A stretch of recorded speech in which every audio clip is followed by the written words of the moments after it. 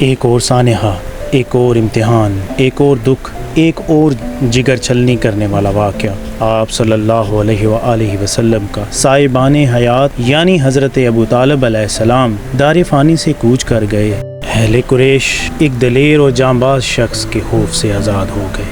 آپ صلی اللہ علیہ وآلہ وسلم کا صاحبان حیات سر سے سرک گیا اور ساتھ ہی قریش کے ظلم و ستم کا ایک نیا دور شروع ہو گیا۔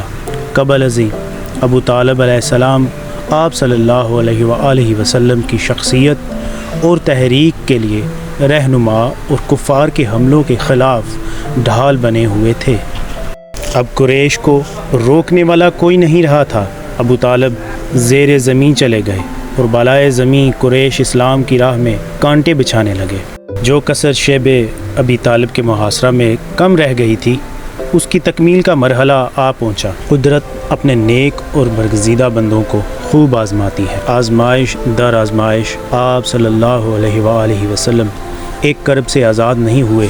اپنے محبوب چچا کا غم فراق آنسوؤں میں تحلیل ہو رہا تھا کہ صرف 3 ماہ بعد آپ صلی اللہ علیہ وآلہ وسلم کی شریک سفر حضرت خدیجۃ الکبریٰ علیہ السلام بھی رحلت فرما گئی۔ کچھ آپ کو ملے گا کتاب سیرت رسول صلی اللہ علیہ وآلہ وسلم کی روشنی میں دفاع پاکستان۔ کتاب خریدنے کے لیے munawwarbookstore.com وزٹ کیجیے۔ ہمارا YouTube چینل منور بک سٹور سبسکرائب کیجیے۔